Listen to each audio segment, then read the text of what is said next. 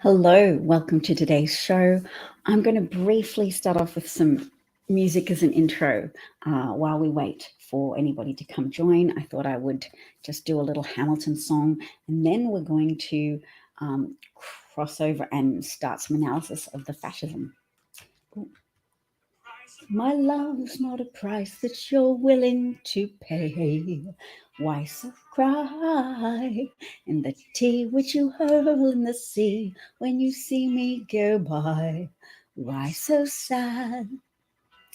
Remember we made an arrangement when you went away. Now you're making me mad.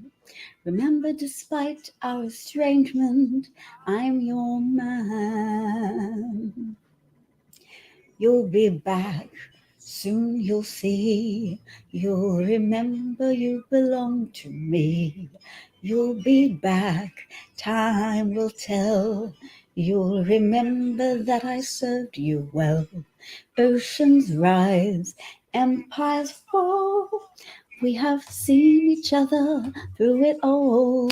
And when push comes to shove, I will send a fully armed battalion to remind you of my love.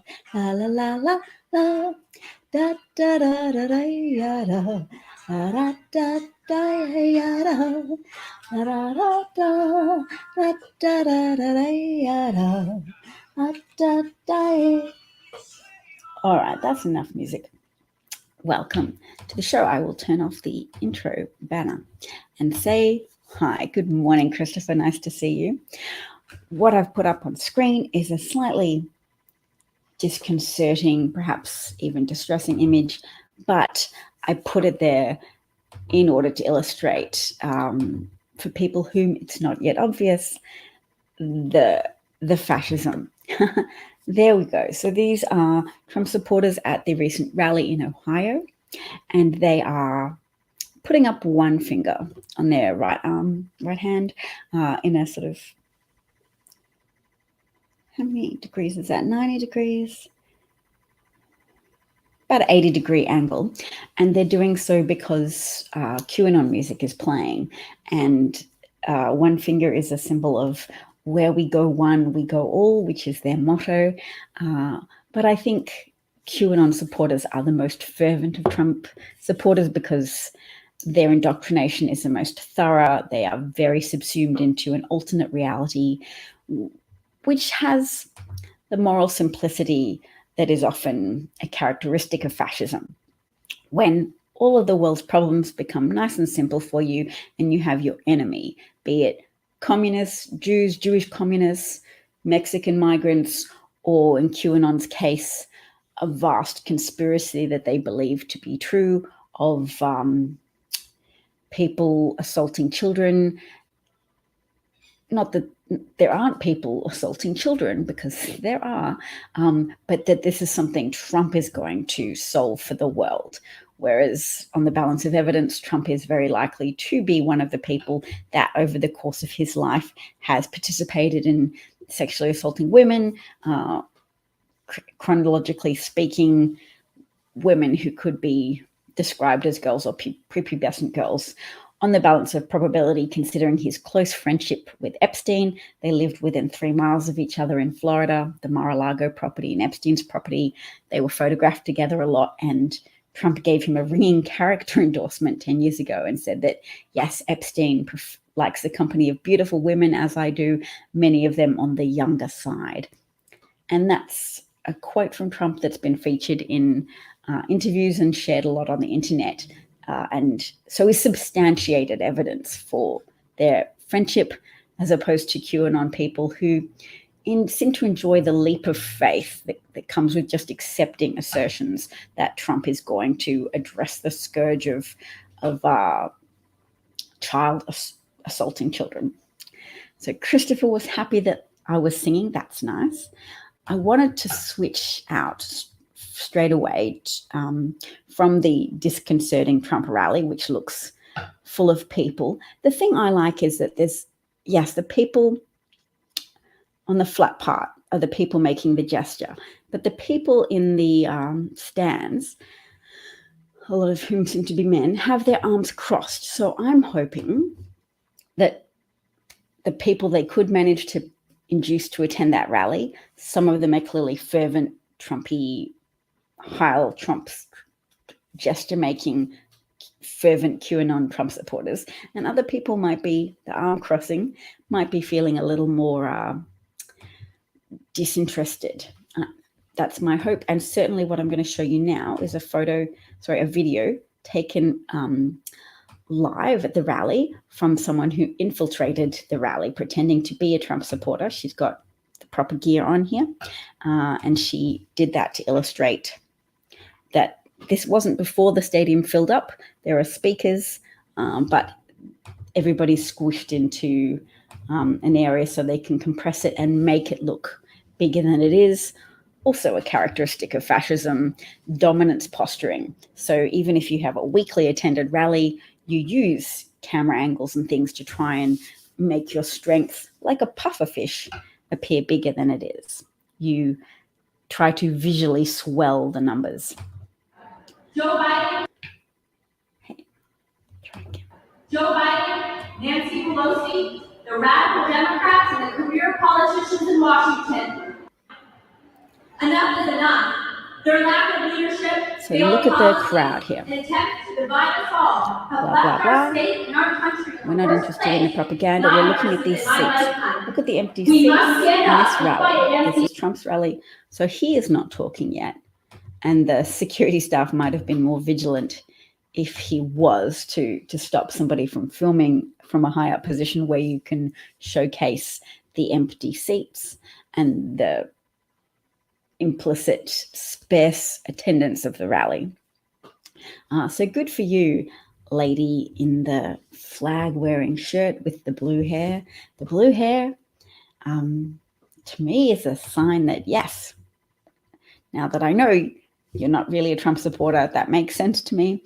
But of course, you can't ever judge somebody's cult affiliation or not based purely on their personal appearance, because people can surprise you. Also, and this is the QAnon music. So that was inducing them to make that gesture, the sort of Heil, the Sig Heil similar gesture. It was hardworking patriots like you blah, blah, blah. who built this country, and it is hard work as ever for the music. Bend. We will not break. We will not yield. We will ever back down. Blah, blah. He's trying to sound like Churchill. We will fight them on the beaches. We will never, never surrender.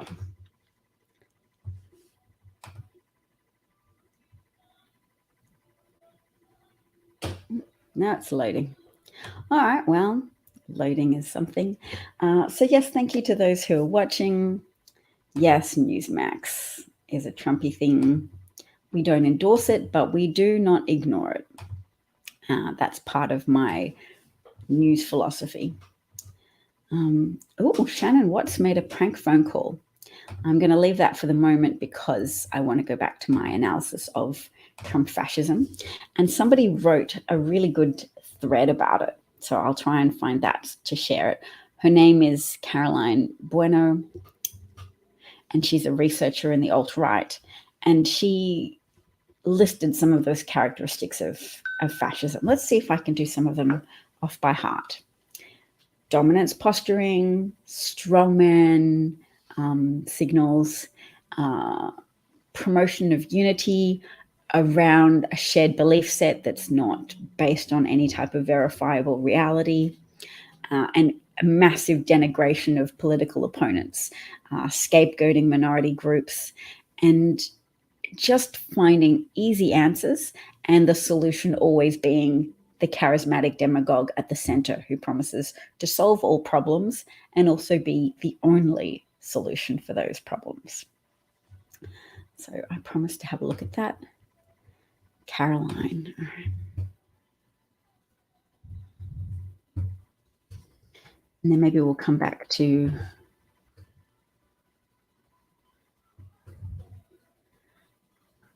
Caroline Bueno. Okay, I missed her middle name because she did get married at some point over the last years.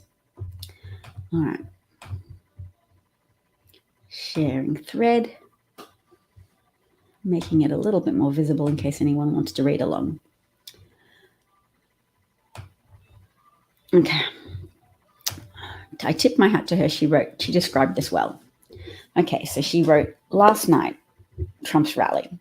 Whilst often taking on the appearance of entertainment, rallies actually serve an incredibly important purpose in fascist movements, and would be wise not to write them off as a sideshow that can be ignored. Trump's supporters don't go to his rallies to be lied to. They go to participate in the process of co-creating a false reality that relies on social proof to survive. Now, just to take a step back and unpack what she said, what is social proof? Social proof is the evidence of seeing other people with your own eyes. So they see people at the rallies, they are assuming, yes, this is broadly supported by good people. Visually, they look like me. We are part of a tribe. They don't believe in that they're being lied to. They believe that if they listen to Trump, it's almost a self-fulfilling prophecy. What he says will come true. They attend his rallies, they give him their support, and then all of a sudden, he's not lying about building a wall. They will, with their presence, imbue him with the power to get things done on their behalf. And their priorities are, of course, building a wall. California might be suffering from a severe worker shortage because usually there is higher levels of migration. But COVID and, of course, mostly COVID, actually. COVID curtailed a lot of migration, and the right likes to pretend there's a crisis, but the actual crisis is the American labor market having significant holes in it, whereby there used to be more workers doing the jobs that other Americans typically disdain doing because they're establishment jobs. And when I say establishment, I mean low-level foothold jobs. You do them if you are not, if you want to get a better start for your family and your children can attend American schools and go out in the world and elevate their station in life and increase the intergenerational wealth levels of your family as a whole. So I'm going to go out and get some groceries. But that was my quick, I'll read a little bit more of this thread first. Okay. The purpose of Trump's style of authoritarian propaganda is not just to deceive people, it's to articulate and reinforce what the crowd already believes to be true. Because as we know, the human brain is very responsive to repetition. Repetition of things that you hear makes it feel like common sense. It depresses your ability to question what you hear because you've heard it from multiple sources, you've heard it repeated. If you're already amenable to the message, then it concretizes in your brain as established fact. And so Trump is trying to create a self-fulfilling prophecy of a violent army on his behalf. People who are so convinced that Democrats are evil and a threat to everything about their country and their communities, that they will attack people for daring to indict Trump or prosecute Trump. That's what he wants. He wants there to be an intimidation factor whereby prosecutors are afraid of violent consequences. He wants us to be afraid of these people with their gesturing in unison as a deterrent. He doesn't have a lot of tools to stop these prosecutions from going ahead or these investigations. Grand juries hearing from witnesses about a variety of Trump's crimes, because the man is a shameless criminal who's been committing tax fraud for years, who's as his personal lawyer, Michael Cohen, has already testified to various congressional committees. He inflates his assets when he's getting a loan, and he hides assets or undervalues them when he's communicating with the tax office in order to avoid paying taxes, avoid contributing to the society that he exists in, and also ripping off banks and creating insurance fraud and bank fraud so that everybody else has to cover for his losses and his bad business decisions, so that he gets the soft cushion of shared capital, which is socialism. When you share and you extend a helping hand to people going through misfortune, that's social safety nets. Trump likes to gather as much of those social safety nets up for himself, whilst proclaiming that other people should definitely not get a share of that migrants who come to America to invest their time and energy in building up their own lives as they build up the lives of the communities around them as well. Because I hope everybody watching my show appreciates that migrant energy and migrant entrepreneurship and migrant ambition is a critical part of the engine of American prosperity and success. What prosperity and success there is, and there's a lot of it. Look, California, a blue state, by itself it qualifies as the 5th largest economy in the world, just California. And that's how much innovation and output is generated from that state, which is a hotbed of migrant energy and migrant contribution. All right. Last night's rally ticked a lot of boxes on the fascism checklist. Yes, you're right, Caroline. Talk of an invasion of foreigners, warning that sicko leftists are indoctrinating and destroying our youth. So just fear-mongering about these alleged threats to the fabric of society, positioning it all as us and them, and we have to protect our innocent children, trying to activate those protective instincts and weaponize them against democracy, because fascism is a political system that arises from a subversion of democracy using lies, weaponizing that potent combination of people's gullibility and a snake oil strongman's willingness to use that gullibility to persuasively, repetitively lie, inflate threats, fearmonger, put in a nugget of truth wrapped in a bouquet of lies that help people to conflate patriotism with loyalty to the one central fascist figure. In this case, it's Trump. I don't think that loyalty will translate very well to DeSantis or Mastriano. DeSantis only won by a small margin last time. I'm hoping that enough people in Florida can see through his posturing. And I know DeSantis is doing a great job of weaponizing Schadenfreude, which is a German word meaning shameful glee. And the way they weaponize it is to human traffic deceived migrants from Venezuela, put them on a chartered plane at great expense, 2 chartered flights to Martha's Vineyard, which is an island. It's an island that serves as a holiday destination for a lot of wealthy people from Massachusetts, but not in winter. The wealthy people are not there. There is a relatively less wealthy community, and they don't have shelters for migrants. They don't have the resources. They were welcomed, fed, had church services in Spanish for them, and were greeted very warmly by the residents of Martha's Vineyard, the non-wealthy people who stay there and live there year-round, as opposed to the wealthy people who fly there for holidays in summer. They're welcomed, and then the Republican, but non-MAGA Republican governor of Massachusetts, Charlie Baker, flew the migrants to Cape Cod, which is mainland America, where there was a shelter, so that they could get food and accommodation in a more established way, with access to services and more ready access to lawyers who didn't have to catch a private jet out to Martha's Vineyard to interact with their clients. And they are in a lot of legal jeopardy because apparently DHS agents falsified addresses for the migrants.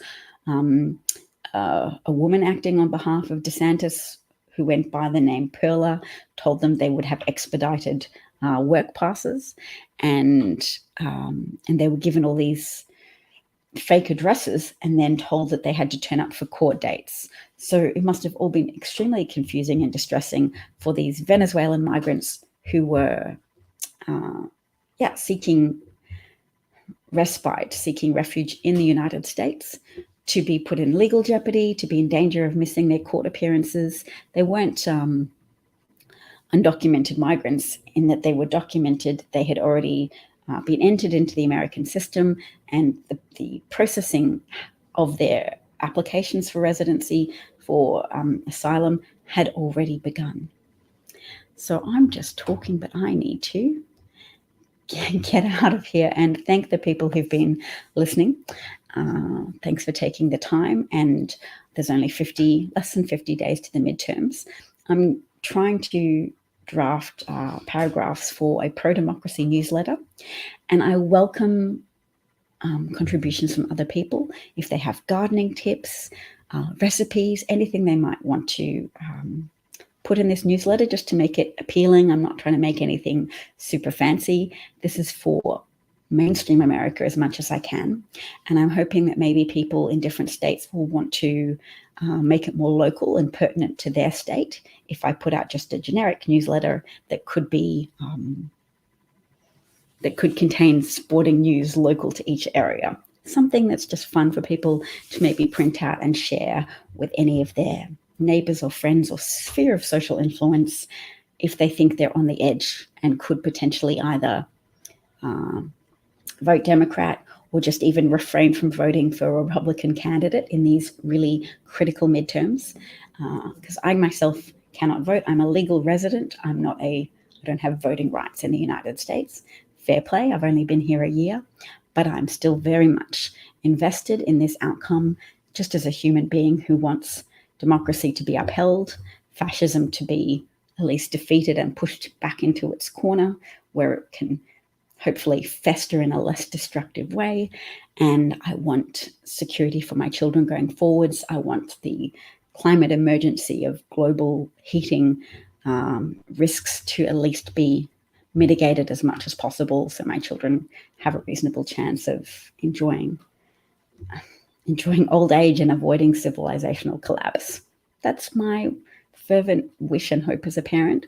So I'm prepared to devote a lot of my time and energy to helping that outcome. And from my perspective, very evidentiary-backed perspective, the Democratic Party is the only remaining party that supports democracy and supports free and fair elections, supports giving people broad access to the vote if they are legally eligible to do so, if they are long-term legal residents of the United States. Christopher says, thank you. He's looking forward to my next broadcast. Thank you, Christopher. Your support's always welcomed. Take care, and thank you for your recipe for a hot toddy. I'm going to get some ingredients so I can use ginger slices to add to that as well. And what else did I need? Whiskey? Anyway, I'll go back and look at the recipe. But thanks to all who watched. Thank you to any replay viewers. Take care, everybody, and talk again soon. Thanks, Christopher. Bye.